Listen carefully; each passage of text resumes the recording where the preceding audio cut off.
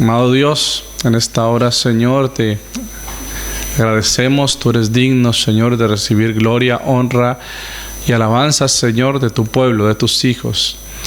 Te honramos, Señor, y te agradecemos por darnos el privilegio de estar aquí reunidos, escuchando tu palabra, recibiendo de ti, siendo ministrados por tu Santo Espíritu. Te rogamos, bendito Rey, que traigas en este tiempo, Señor, luz a nuestra vida, que quites toda tiniebla, Señor, que nos transformes, que tu palabra sea, Señor, como un río de agua viva, Señor, que se lleve de nosotros todo aquello que no es tuyo, que nos limpie y que sacie nuestra sed, Señor, que pueda llegar hasta lo más profundo de nuestra vida, de nuestro corazón, y podamos ser limpios, Señor, podamos ser transformados y renovados para seguirte con toda convicción y con toda fe y con todo amor, Señor, porque tú eres nuestro Dios, tú eres nuestro Rey, a quien hemos reconocido como el Dios de nuestras vidas, Señor. Te amamos, te glorificamos y creemos que en este lugar estás tú, Señor, y que toda artimaña, Señor, todo plan del enemigo en tu contra, Señor, para dañar nuestras vidas, para apartarnos de ti, Señor, está destruido, Señor, está desechado, porque tú eres nuestro Dios poderoso, quien nos ha libertado, bendito Dios, en el nombre de Jesús. Amén. Amén. Bueno, vamos a la palabra un momento, a Primera de Pedro.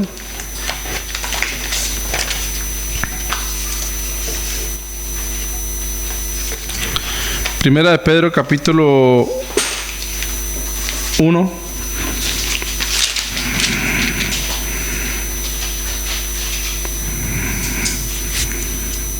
Versículo, vamos a leer desde el 3 hasta el 9.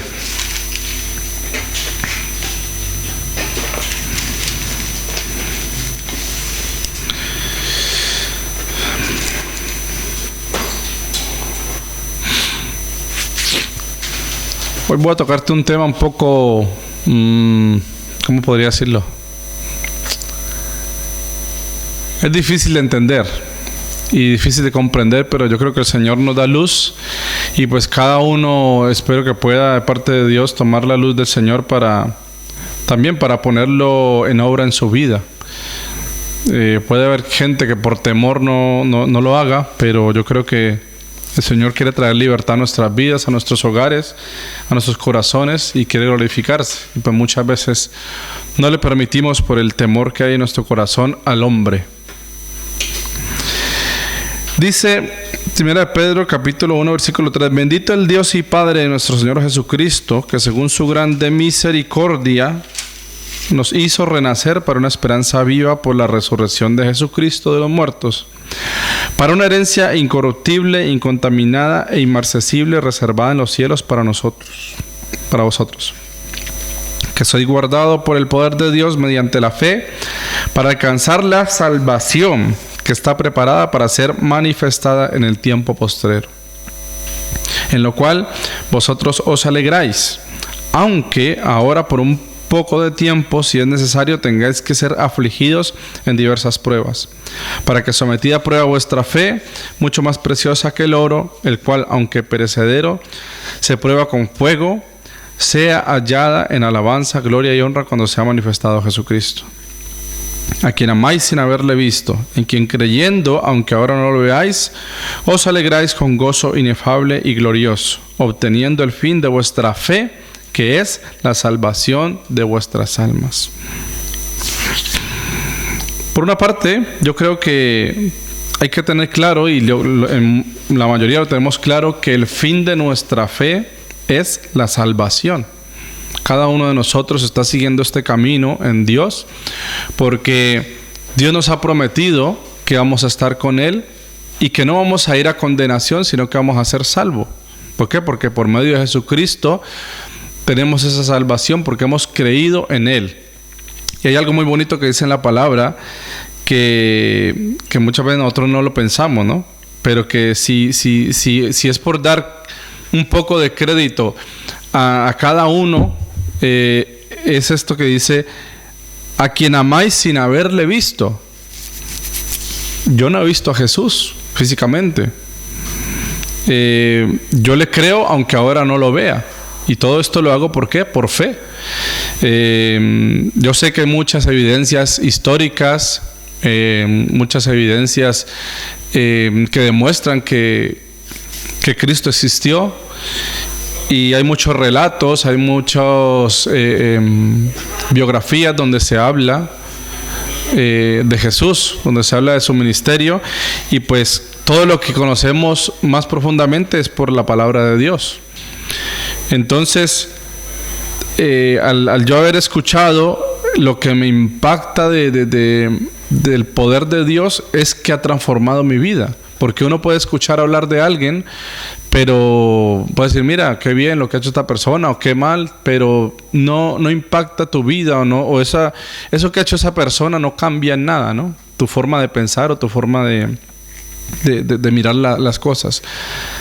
Pero al Dios haberme permitido tener esa fe, y al haberme permitido amarle sin haberle visto, sin haberle creído, sin verlo, e incluso por medio de eso gozarme, pues eso es algo que le doy gracias a Dios, porque yo he sido uno de los que ha pasado de no creer a creer en Él, aunque no lo vea, y a recibir el beneficio de creer en Él, porque cuando yo creo en Él, pues se empieza a manifestar cosas que antes no teníamos.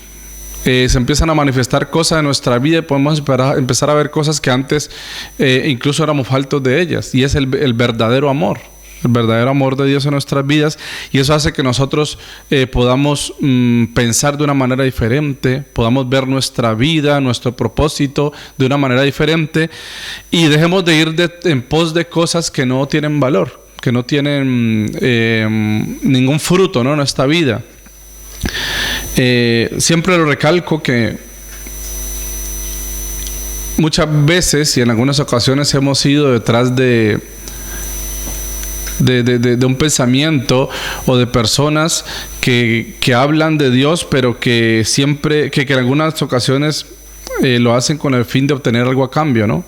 O tienen una doctrina. Hace 3 semanas estaba compartiendo eso, que hay ciertas doctrinas que se comparten con el fin de obtener algo a cambio, y principalmente siempre es dinero. Eso es lo que hacen, ¿no? Pero dice aquí que el fin de nuestra fe, ¿cuál es?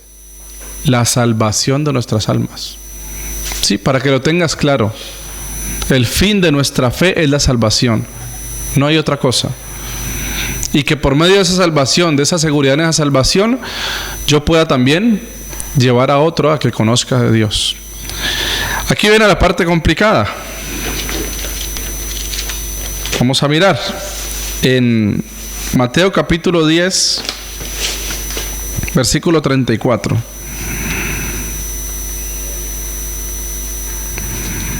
Aquí viene la parte donde vamos a mirar, pues, y vamos a sacar una conclusión, y que el Espíritu Santo nos revele a cada uno, y espero que el Señor nos hable y que podamos estar claros con respecto a esto, ¿no?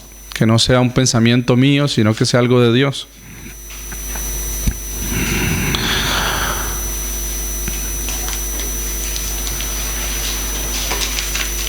Antes de leerte eso, estamos leyendo aquí, ¿no?, que el fin es la salvación de nuestras almas. Pero si miramos en el versículo 6, yo te lo leo para que tú lo escuches, de 1 de Pedro, dice: en lo cual vosotros os alegráis, aunque ahora por un poco de tiempo, si es necesario, tengáis que ser afligidos en diversas pruebas. Yo creo que si tú le preguntas a un hermano en dónde o quién o cómo vive las mayores pruebas como cristiano, yo creo que todos llegaríamos a un común acuerdo de que es en un lugar, es con ciertas personas. Yo creo que todos estaríamos en común de que las mayores pruebas las vivimos con nuestra familia, en nuestra casa. ¿Por qué? Porque claro, allí estamos todo el tiempo. Es la gente con la que contamos, es la gente en la que confiamos. Son las personas con las que compartimos nuestra vida, nuestro esposo, nuestra esposa, nuestros hijos, nuestra familia, hermanos. Y la mayoría de pruebas las tenemos que pasar en nuestra casa. Dice aquí que por un poco tiempo, si es necesario, tengas que ser afligidos por diversas pruebas. Y aparte de esto, pues por supuesto hay otro tipo de pruebas que son muy difíciles, enfermedades, quedarse de pronto sin trabajo, pasar por una traición, por un desprecio de cualquier tipo de persona, ¿no? Pero la máxima prueba de fe es cuando tenemos que pasar por este tipo de cosas, de situaciones con personas en nuestra casa, y pues muchas veces nosotros no sabemos qué hacer, ¿no? En la iglesia nos comparten, no, hay que orar, hay que ayunar. Y amén, eso hacemos. Pero uno muchas veces no sigue teniendo las mismas aflicciones y hasta peores y más fuertes. Y dice, bueno, va, pastor, pero es que yo estoy orando, yo estoy ayunando y no pasa nada, ¿no? Y pues muchas veces el pastor, tú esperas que el pastor te dé una respuesta de que no, es que eso tiene que pasar y ya pronto y no te preocupes. Y no, sigue pasando. Y muchas veces hay que soportar cosas tremendas, terribles de otra persona hacia tu vida. Y principalmente lo que te digo, son familia, ¿no? Entonces, si miramos aquí en Mateo capítulo 10, vamos a ver que eso no es algo extraordinario, ¿no? Vamos a ver que el Señor ya lo advirtió. Ya nos lo dijo. En Mateo 10:64 dice que Jesús es causa de división. No penséis que he venido para traer paz a la tierra. No he venido para traer paz, sino espada. Y uno dice, pero ¿cómo es esto? Si no dice que Dios es amor, ¿cómo es que es esto que Jesús vino a traer división? Porque he venido para poner en disensión al hombre contra su padre, a la hija contra su madre y a la nuera contra su suegra. Entonces, ¿qué es lo que nos espera entonces? Por ejemplo, no por decir algo, ¿no? Rudy tiene su esposa, se ha casado hace no sé cuánto tiempo, 3 años, 4 o 2, no sé. Y ahora tiene un bebé.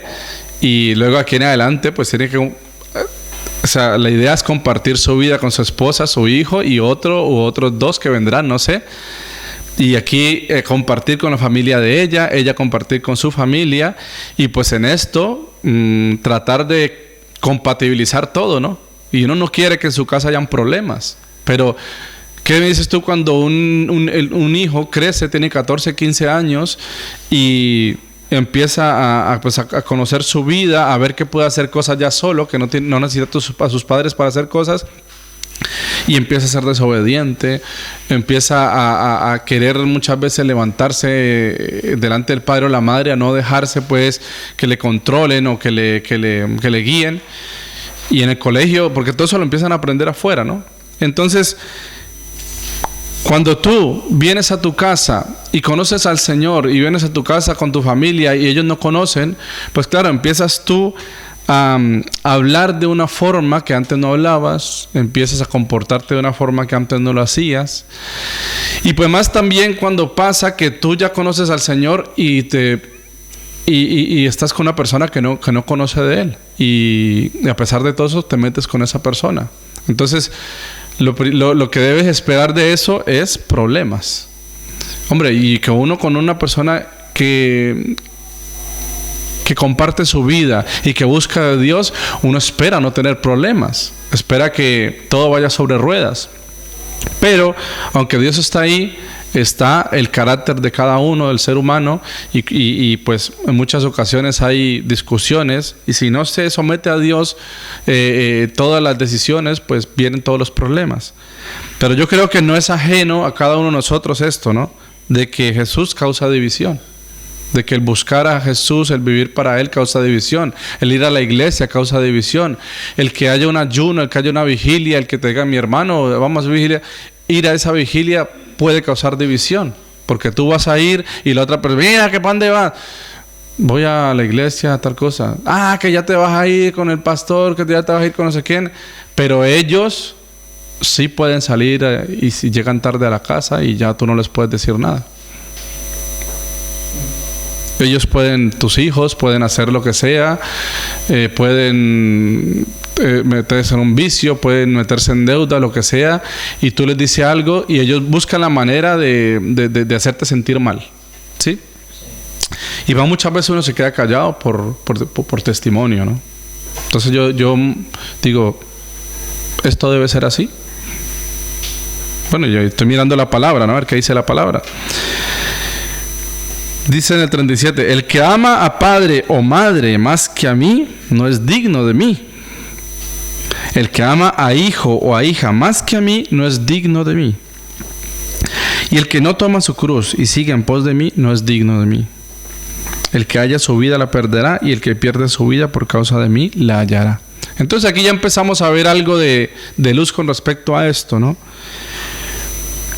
Dice que hay un problema cuando nosotros conocemos a Jesús. ¿Por qué? Porque estamos cambiando de que nuestro corazón esté totalmente dedicado a una persona o a varias personas, y ahora tu corazón lo estás poniendo para Dios, para que Él sea quien dirija tu vida, para que Él sea quien tome tu corazón y quien dirija tus pasos. Y por supuesto en este camino vas aprendiendo a pensar como Cristo quiere que pienses. Vas a empezar a tener los principios de Dios que van a ir en contra de las actitudes, en contra de las cosas que hace la gente que no conoce a Dios. Entonces ahí están los problemas. Cuando tú estás con una persona que no quiere seguir los principios de Dios y que ve que tú los sigues, pues ahí tienes a un enemigo. Ahí tienes un enemigo, porque aquí lo está diciendo. Los enemigos del hombre serán los de su casa. Eso lo tenemos claro. Eso lo dice la palabra, no lo estoy diciendo yo. Lo estamos leyendo claramente. Y dice que Jesús es causa de división. Y los enemigos que se van a levantar, los enemigos nuestros, ¿quiénes son? Los de la propia casa. ¿Por qué? Porque es que ya el centro de tu vida no son ellos. El centro de tu vida, ¿quién es? Jesús. Entonces, cuando el centro de tu vida es Jesús, todo a tu alrededor se trastorna. Se transforma primeramente porque antes el centro de tu vida eran tu familia, ¿no? Las personas que estaban a tu alrededor. Pero al ya no ser ellos, sino ser Jesús, pues todo eso que tú dedicabas, todo eso que tú hacías por estas personas, todo esto que como tú hablabas, ya no lo estás haciendo. Entonces las personas empiezan a decir, mira, es que ya no me dedicas tiempo, es que ya no haces conmigo como antes, ahora todo el tiempo estás en la iglesia, todo el tiempo, va 1 o 2 veces a la iglesia y todo el tiempo estás en la iglesia, todo el tiempo estás orando, todo el tiempo estás con la Biblia, ¿no? O sea, el tiempo que antes hacías cosas que no aprovechaban, pues ahora lo estás haciendo para el Señor. Y por supuesto estás enamorada del Señor y quieres servirle, quieres agradarle, y eso los otros no lo entienden. Pero como no lo entienden, pues muchas veces nosotros nos sentimos culpables porque ellos empiezan a reclamar cosas, empiezan a pedir cosas, y tú te sientes culpable por servirle a Dios, por agradarle a Él. Entonces yo decía, Señor, ¿tengo que sentirme culpable por eso? ¿Por qué si llego a ti y te quiero amar, quiero seguirte? ¿Por qué tengo que ser culpable de que mi esposo, mi esposa, mi hijo, mis hermanos tengo que ser culpable de las actitudes de ellos hacia mí, ¿no? O sea, tengo que ser culpable y tengo que como someterme de tal manera que yo no puedo ni pestañear porque ya lo hago sentir mal. Entonces, ¿qué dice aquí? El que ama a padre o madre más que a mí no es digno de mí. Entonces aquí vemos algo que el Señor nos dice, y es que cuando le conocemos, cuando empezamos a buscarle, tenemos que aprender a amarle a Él más que a nuestro esposo, más que a nuestro padre, más que a nuestra madre, más que a nuestros hijos. Y no es fácil. No es fácil precisamente ¿por qué? Por la convivencia que tienes con ellos. Y si miramos aquí atrás en Mateo, en capítulo 38, ¿qué dice? ¿Qué leemos antes? ¿No? Que estos se convierten en enemigos, ¿no? Y vamos a ver qué dice en el 38. Pues claro, se convierten si los de la familia, por este tipo de cosas, se convierten en enemigos, pues ¿cómo son nuestros enemigos entonces, según Dios? Dice en el 38. Del versículo 5 de Mateo. Capítulo 5, versículo 38.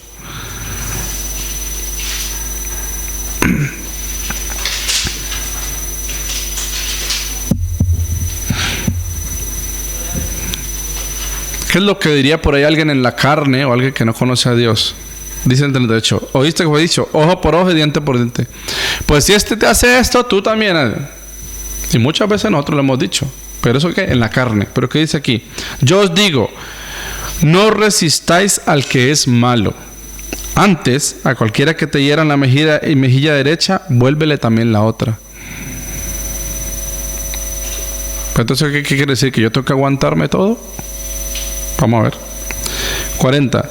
Y al que quiera ponerte a pleito y quitarte la túnica, déjale también la capa. ¿Tengo que quedarme desnudo por el otro? Y a cualquiera que te obligue a llevar carga por 1 milla, ve con el 2. O sea, tengo que cargarme con las cosas del otro. A que te pida, dale. Y a que quiera tomar de ti prestado, no se lo rehuses. Oíste que fue dicho, amarás a tu prójimo y aborrecerás a tu enemigo. Pero yo os digo, amad a vuestros enemigos. Dice, amad a vuestros enemigos. Bendecid a los que os maldicen. Haced el bien a los que os aborrecen y orad por los que os ultrajan y los persiguen. Para que seáis hijos de vuestro Padre que está en los cielos, que hace salir su sol sobre malos y buenos y que hace llover sobre justos e injustos. Porque si amas a los que os aman, ¿qué recompensa tendréis? ¿No hacen también lo mismo los publicanos? Y si saludas a vuestros hermanos solamente, ¿qué hacéis de más? ¿No hacen también así lo mismo los gentiles? Sed pues vosotros perfectos, como vuestro Padre que está en los cielos es perfecto. Mira, ser perfecto. Pero ¿cómo soy perfecto yo? Para ser perfecto tengo que dejar que los demás me pisoteen. Pues aquí, según lo que dice la palabra, parece que eso es, ¿no? Pero esto iría en contra de lo que Dios quiere para nosotros y lo que Dios quiere con nosotros, ¿no? Entonces esto iría en contra de la palabra que dice que vosotros sois linaje escogido, real sacerdocio, nación santa, pueblo adquirido por Dios, para que anunciéis las virtudes de aquel que nos llamó de las tinieblas a su luz admirable. Sí, que nosotros antes, que ya no éramos pueblo, pues hemos venido a conocer a Dios, ahora somos pueblo y ahora somos luz. Luz en medio de las tinieblas. Entonces tenemos claro, los que no pasan por esto, pues amén. Pero los que pasamos por esto, tenemos claro que en nuestra casa tenemos enemigos. ¿Sí? Pero esos enemigos dice Dios que hay que amarlos. Ahora, ¿cuál es la manera de amarlos? Si Dios dice que yo soy linaje escogido, real sacerdocio, pero aquí me está diciendo que pues yo tengo que poner la otra mejilla. Si me pegan, yo tengo que poner la otra, ¿no? No está hablando algo literal. Está hablando pues que los malos que hacen, hacerte daño. Una persona mala, una persona que tiene una mala conciencia, un mal deseo, ¿qué es lo que quieren? Hacerte daño. Con sus palabras, con sus actos, muchas veces no quieren, pero se llenan de la carne, del mundo, de la ira, y pues te tiran a ti a decirte todo lo que quieran porque quieran hacerte daño. De pronto te has dicho, ojalá te mueras, quisiera que te murieras, o a veces me entran ganas de reventarte. Esas cosas pasan. ¿Y qué dices tú de los hijos? Que muchas veces los hijos se levantan y te odio, tú no vales nada, tú toda la vida te he odiado, tú eres lo peor, tú eres la peor madre, eres el peor padre, ojalá no hubiera nacido, me arrepiento de que tú seas mi padre. Todo eso duele, ¿no? Entonces, mi hermano, el fruto del Espíritu, hay algo que estaba leyendo hace un rato, tremendo. Dice que el fruto del Espíritu es amor, gozo, paz, paciencia, benignidad, bondad, fe, mansedumbre. Y hay una palabra que yo casi no la había, o sea, no había ahondado mucho en ella, ¿no? Templanza.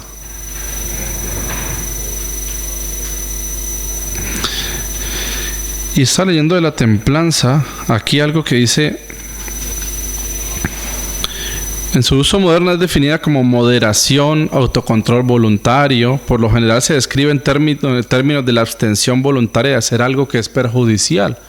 Entonces, claro, uno cuando tiene templanza, que es parte del fruto del Espíritu, tú evitas hacerle algo perjudicial a una persona. Entonces, eso es la templanza. Cuando el Espíritu de Dios está en tu vida, tú tienes eso, ¿no? Templanza. Y tú evitas hacerle algo que perjudique a otra persona. Tú eres moderado, ¿no? Y tienes control. Pero la gente que no tiene el Espíritu de Dios no tiene esto. Entonces, cualquier palabra, cualquier acto, muchas veces son respuesta a algo que no les gusta. Y claro, eso te daña. Dice aquí que la templanza, cuando hablamos de que es abstenerse voluntariamente de hacer algo perjudicial, dice aquí, como por ejemplo, controlar la venganza. O sea, yo siento mucho gozo y me emociono un poco porque yo digo, Señor, el poder controlar la venganza es algo maravilloso en un ser humano. Como decíamos hace un rato, ¿no? Tú decías, todo lo que pasa, las guerras, uno quiere tener el poder por encima del otro, y si no me dejas, pues te envío 5 bombas, yo te envío 10, yo te envío 20, y no importa quién muera, no importa qué pase, pero yo quiero ser más poderoso. Yo quiero demostrarle al mundo que tengo más poder. ¿Sí? Pero mira, poder conocer al Señor y tener nosotros un Dios que nos lleva a controlar eso de la venganza es algo maravilloso. El poder decir, mira, yo tengo algo en mi corazón que a mí no me apetece vengarme de nadie. Yo le escuchaba a alguien en estos días y es verdad, porque lo demuestra. Yo no tengo resentimiento, ni odio, ni ganas de vengarme de lo que me ha hecho tal o tales, porque eso no hay en mi corazón. Y es verdad, yo lo vi a ellos, sí, porque le conozco muchos años y he visto que no es así y ama al Señor. Entonces eso es algo muy bonito. Eso es algo que casi todo el ser humano tiene, el deseo de vengarse, el deseo de devolverle a otro lo que te ha hecho. Dice, por ejemplo, aquí, sí, el control de la venganza mediante la práctica de la no violencia, el perdón, la mitigación de la arrogancia, el cultivo de la humildad y la modestia, el dominio de los excesos, como el lujo extravagante, el derroche, y el temple de la ira o el anhelo a través de la calma y el autodominio. Entonces mira todo lo que significa la palabra templanza. Pero para uno tener templanza, mi hermano, tiene que tener mucha sabiduría y tiene que tener mucho también conocimiento. No conocimiento de ciencias o conocimiento en el sentido de estudios, no, sino conocimiento de Dios, en el caso de nosotros. Cuando nosotros adquirimos conocimiento de Dios, nos llenamos de la sabiduría del Señor, el Señor nos enseña cómo tratar con estas personas. Entonces, tú primeramente tienes que tener claro que tú amas a Dios, ¿sí? Cuando llegan este tipo de personas así, llega un momento donde te empiezas a llenar de la sabiduría y el conocimiento de Dios, pero tú ya te has armado. ¿Con qué? Con la oración, ayuno, vigilia, con el poder del Señor. ¿Y qué es lo que tienes que hacer, mi hermano? No quiere decir, como dice aquí, que te hieran una mejilla, vuélvele la otra. No quiere decir que tú te pongas para que te maltrate. No. Pero tampoco, cuando pase esto, pues te vas a poner a responderle y a darte con la otra persona. Pero sí lo que tienes que hacer, ¿sabes qué es? Es abrir tu boca y confesar la verdad de Dios. Porque allí es donde, escúchame una cosa, donde Dios es el que va a orar. Hay un error en los cristianos, en los que vamos a una iglesia, y es pensar que por nuestro testimonio alguien va a cambiar. O sea, eso es una parte que nos debe seguir todo el tiempo, ¿no? Que nosotros tenemos que ser testimonio. Pero la gente no cambia por tu testimonio. Porque en mi casa, en tu casa, alguien no cambia porque tú seas bueno. No, alguien empieza a ver, por supuesto, esas cosas. Y eso de alguna manera le toca a su corazón, pero la persona no va a cambiar por eso. La persona va a seguir siendo mala porque eso es como es y así es como ha nacido. Pero cuando nosotros oramos, cuando intercedemos, cuando ayunamos, el Señor es el que se va a encargar de hacer lo que sea con esa persona. ¿Sí? Porque ¿qué es lo que quiere Dios de nosotros? ¿Tú crees que Dios quiere que nosotros vivamos 40 años en un lugar para cambiar una persona? O sea, no que vivamos allí, sino que estemos todo el tiempo soportando el agobio de una, o de dos personas, o de tres, o lo que sea, y que nosotros solamente estemos trabajando ahí en la casa. No, es que yo estoy trabajando en mi casa para que mi esposo, mi esposa, para que mis hijos cambien. Eso no lo quiere el Señor. El Señor quiere utilizarte para que tú seas luz en todo lugar, a donde tú vayas, ¿sí? Entonces no te puedes entretener ahí toda tu vida con tu familia. Eso, hermano, hay que dejárselo al Señor. Que por supuesto, yo en mi casa, ¿qué tengo que hacer? Testimonio con amor, ¿sí? De que si yo hago comida y mi esposo se la come, o al revés, que yo hago comida, mis hijos se la comen, o que si yo de alguna manera toda la vida he hecho algo para mi hijo, a mi hijo le gusta y es bueno, pues yo se lo sigo haciendo. Aunque sea malo, pues yo se lo sigo haciendo. Se lo sigo haciendo para que él vea que yo tengo el amor de Dios en mi vida. Pero le hablo del Señor, le pongo la palabra. Sí, escuchaba de una mujer que decía que a su esposa le gustaba mucho la cerveza, le gustaba mucho beber, y que ella por amor del Señor pues le compraba las cervezas. Eso no puede ser. O le compraba el vino o lo que fuera. ¿Para qué? Para que esa persona no le maltratara, para que esa persona no le gritara, para que esa persona no se enojara. Y yo, pues ahí está, ahí, o sea, yo no le juzgo, ¿no? Pero ahí hay algo, ahí está eso errado. ¿Por qué? Porque estás temiendo a esa persona. Sigues con el temor no de Dios, sino de esa persona, de lo que esa persona te puede hacer. Entonces ahí es donde hay que tomar la sabiduría del Señor, pedirle al Señor sabiduría, decirle: Señor, ¿cómo hago para que esto cambie y que esto no me siga afectando? Porque claro, tú vas a servirle al Señor, lo que sea, y vienes a tu casa y que por temor a esta persona no puedes hacer tal cosa porque se va a enfadar, no sé qué. Por supuesto que se va a enfadar. Aquí lo dice, no son enemigos. Pero ahí es donde tenemos que empezar con la templanza, con el Espíritu de Dios, a empezar a ponernos firmes. ¿Sí? Yo no sé, no voy a decirte, ni voy a decir esta persona debe actuar de esa manera, pero por supuesto que no debería seguir comprándole su alcohol a este hombre. Por ejemplo, hay mujeres que van a la iglesia, no me refiero a la de nosotros, sino a cualquier iglesia, pero también la nuestra hay, y son maltratadas por sus maridos. Maltratadas, pero en todo sentido. Incluso les dicen: me das asco. Yo quiero estar con otra mujer de que he visto, no sé qué. Y entonces, no, es que hay que aguantarse eso porque nosotros tenemos que hacer testimonio. Entonces, que venga y te diga: no, es que yo te odio, te asco. Bueno, tú me odias, te doy asco, pero yo tengo un Dios grande y poderoso que me ama. Y yo no le doy asco a Él porque Él me ha perdonado y lo puede hacer contigo también. Pero para eso hay que tener sabiduría y hay que tener conocimiento de la palabra del Señor. Y hay que tener el Espíritu Santo de nuestras vidas para ir en contra de eso, como con la verdad. Mi hermano, la única forma de contrarrestar estas personas así es con la verdad. No con rabia, no con ira, no con odio, no con palabras desenfrenadas. ¿Por qué? Porque eso daña. Sino con la palabra, diciendo la verdad de Dios, hablando de cómo Dios, de cómo la verdad de Dios puede entrar en esa situación de esa persona, en ese pecado, en ese vicio, ¿sí? Muchas veces, por ejemplo, yo diría, no, que va a comprar, que comprarle alcohol. Mira, los alcohólicos no heredarán el reino de Dios. Y si tú no lo crees, pero yo lo creo, no te voy a comprar alcohol porque te vas directico al infierno. ¿Por qué? Porque estás dañando tu vida, estás dañando el templo del Espíritu Santo, que es tu cuerpo.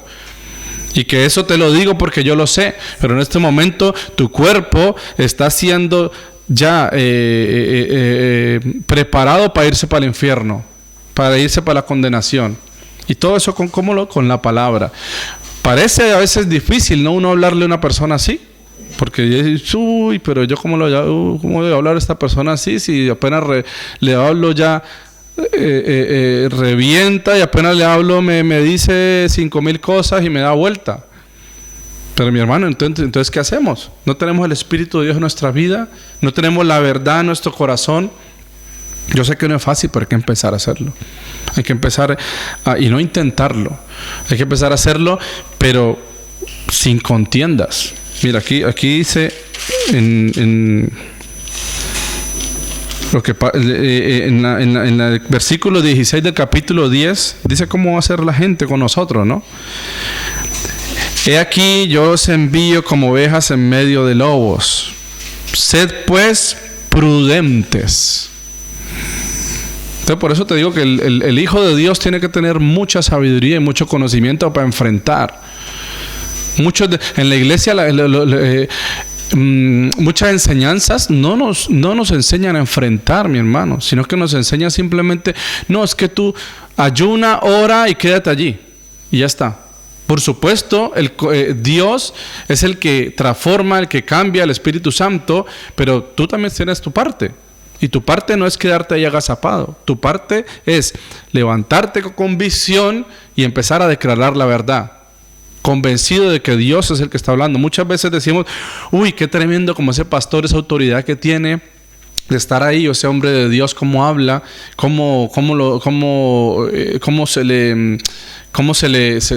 las personas pues tienen como esta de honrarle, no por humillarse a él, ¿no? Sino porque tiene una palabra poderosa, tiene el respaldo de Dios. Eso mismo lo tenemos nosotros. Nosotros tenemos el respaldo de Dios para poder abrir nuestra boca y para poder declarar su palabra. Y cuando tú declaras su palabra, el Señor hace la obra. El Señor es el que hace la obra. Pero muchas veces no declaramos la palabra por temor, por miedo a ver qué va a hacer esa persona. Y pues, gracias a Dios, aquí tenemos leyes. Que tú no estás con la palabra de Dios, con la verdad, no estás asesinando a nadie. Pero si alguien por esa palabra pues viene a hacerte daño o lo que sea, pues por eso están las leyes. Y hay que muchas veces denunciar, ¿no? Eso no lo enseñan muchas veces. Hay maltrato en los hogares de los hombres a las mujeres, y las mujeres no denuncian, en este caso muchas hijas de Dios, porque les da miedo. Porque les da miedo, ahora yo qué voy a hacer, ahora qué me va a sostener. Pero es que nosotros también tenemos que hacer algo, en el sentido de tomar la autoridad de Dios y decir la verdad, ¿sí? Pero, por supuesto, dejar que Dios sea el que obre. Dice en el 17, guardaos de los hombres, porque os entregarán a los concilios y en sus sinagogas os azotarán. Y aún ante gobernadores y reyes seréis llevados por causa de mí para testimonio de ellos y a los gentiles. Entonces, vemos que todas estas cosas pasan, que hay enemigos, que hay gente que nos quiere hacer daño, pero todo esto pasa ¿por qué? Por causa de Dios. Y dice aquí, para testimonio. Claro, porque cuando tú muestras el Espíritu de Dios y estás en esos lugares, si una persona puede ser tocada por el Señor y cambia, eso es un testimonio enorme. Es lo que, por ejemplo, el testimonio que cuenta la hermana Álida, ¿no? De cómo era Ramón. Y ella me contó un día así poco de cómo era él, y ella decía que le tocó soportarse muchísimas cosas, ¿sí? Yo creo que ella de alguna manera sí le hablaba de la verdad, ¿no? Le hablaba de la verdad y llegó un punto donde ella decía que no soportaba más. Y ella le dijo, Señor, en tu mano lo entrego.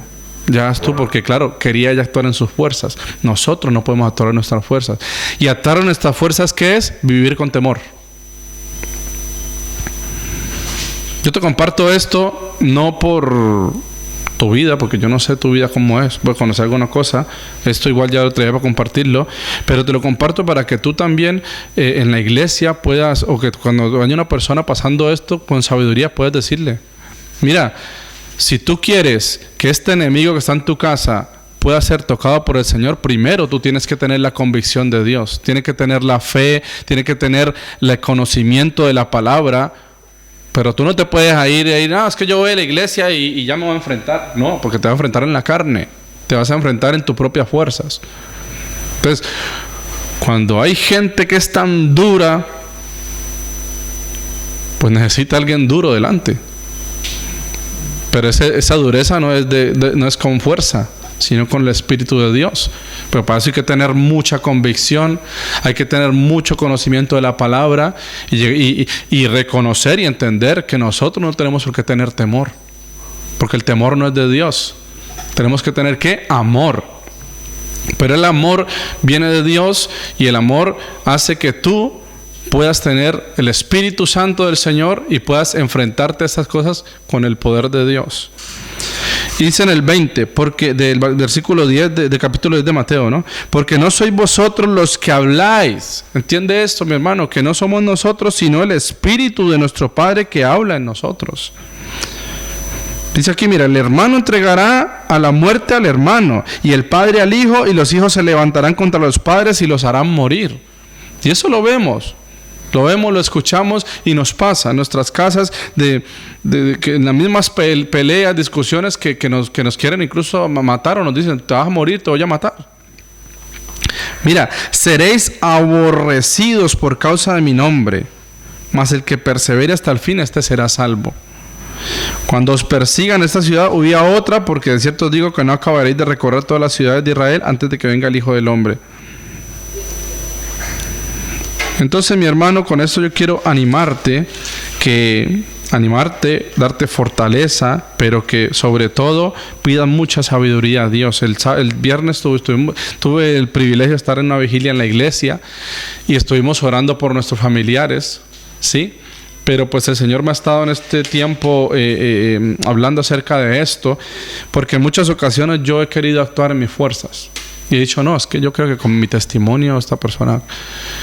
Y resulta que el testimonio es parte del proceso. Pero muchas veces tenemos que sufrir y pasar cosas difíciles. ¿Y sabes qué pasa? Que cuando hay esos momentos así tan terribles, muchas veces uno dice, bueno, pues voy a dejar de ir a la iglesia tanto y voy a preocuparme más por esta persona. Voy a dejar de servir tanto en la iglesia y voy a preocuparme más por hacerle esto a esta persona. Error gravísimo. Porque allí es donde tú empiezas a dudar de Dios. Y es donde empiezas a actuar en tu fuerza, a creer que tú vas a cambiar a la persona por lo que tú eres. Y no. Entonces, yo le dije, Señor, en tus manos está tal persona. Yo lo que quiero es servirte. Tómame, utilízame, quiero ponerme en tus manos, hacer tu obra. Y el Señor me mostró que había temor en mi corazón. Y que el temor en nuestros corazones hacen que no dejemos que Dios obre en nuestra casa. Porque por ese cuando hay temor es porque estamos actuando en nuestras fuerzas.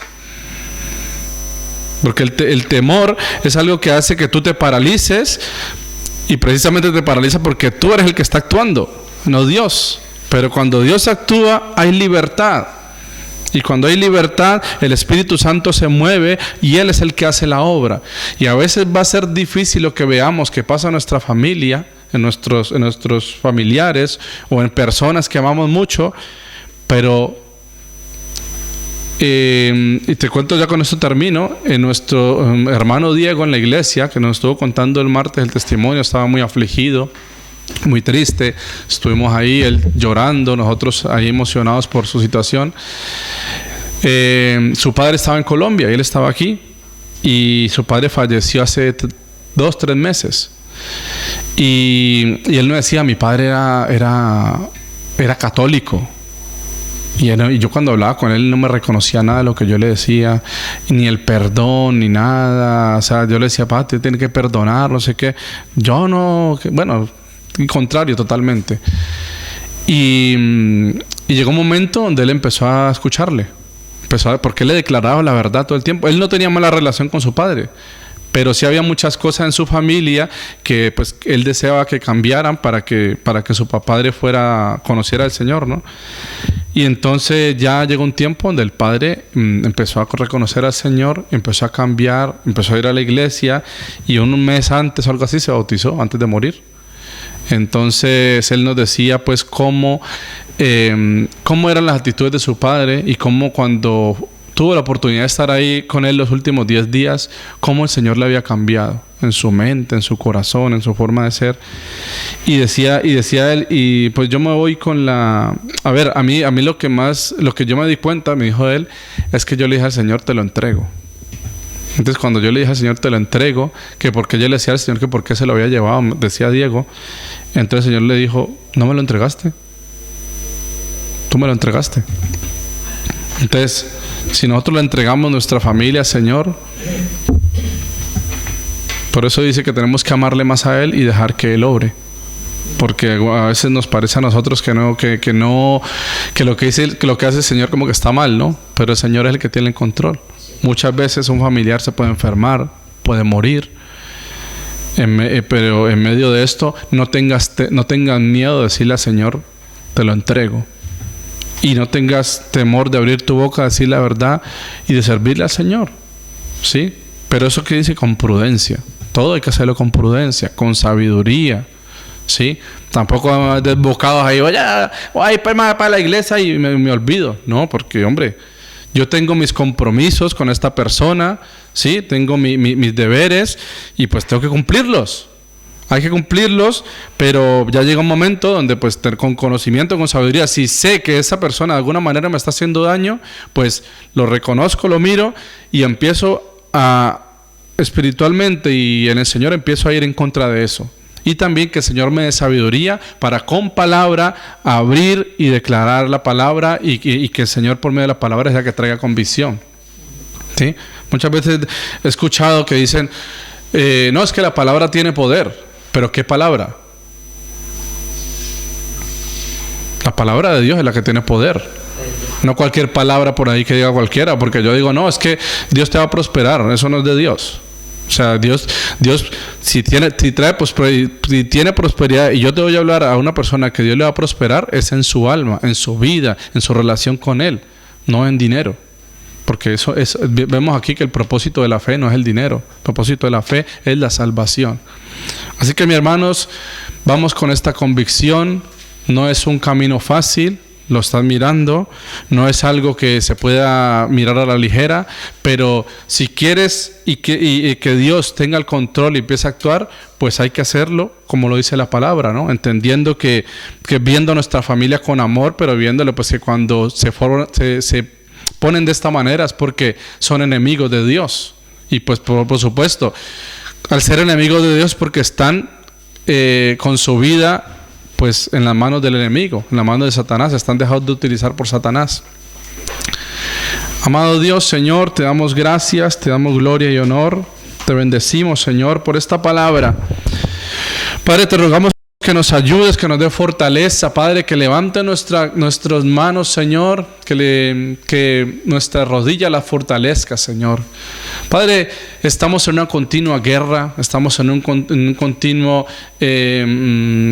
enfrentamiento, Señor, con el reino de las tinieblas, y creemos, Señor, que tú nos has llamado para ser fuertes en ti, Señor.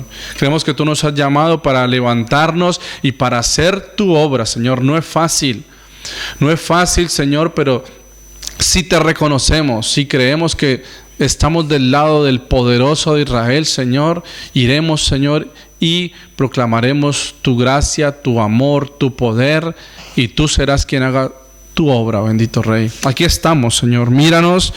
Aquí estamos, Señor, como vasos vacíos delante de ti para que nos llenes de tu unción, de tu presencia, de tu sabiduría, de tu conocimiento, Señor, del conocimiento de tu palabra, de tu poder, y podamos ir, Señor, y enfrentarnos, Señor, a la obra del enemigo, bendito Dios.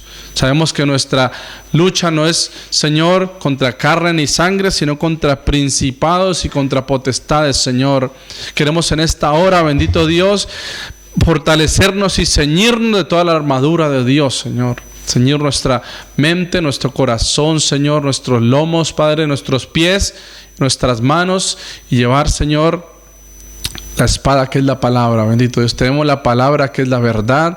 Enséñanos, Señor, a abrir nuestra boca. Danos palabras, Señor, así como dice aquí, Señor, que tú, Santo Espíritu, nos dará palabra en el momento, Señor, en el que estemos allí, Padre, acorralados. Te ruego, Señor, que nos reveles, Señor, nos ilumines, Señor, en esos momentos para que podamos hablar tu palabra, que no hablemos, Señor, con odio ni con resentimiento, que no respondamos, Señor, como hablan ellos, Señor, sino que respondamos, Señor, y hablemos como tú nos has enseñado, bendito Dios, para que podamos decir aquí que somos perfectos como tú lo eres, Señor, que así es que tú quieres que sea, Señor, y caminemos, Señor, hacia esa perfección.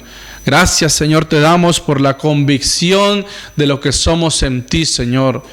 Nos creemos, Señor, en ti poderosos y fuertes, pero, Señor, reconocemos que somos, Señor, tus hijos y que tu amor es el que nos lleva a poder tener esta fortaleza, Señor. Nada somos sin ti, Señor. Pero tu palabra dice que todo lo podemos en Cristo que nos fortalece. Que nada de esto, Señor, nos llene de vanagloria, sino que podamos ser humildes, caminar en humildad, con amor, Señor, pero con conocimiento y sabiduría para enfrentar al enemigo. En el nombre de Jesús, Señor. Gracias te damos. Amén.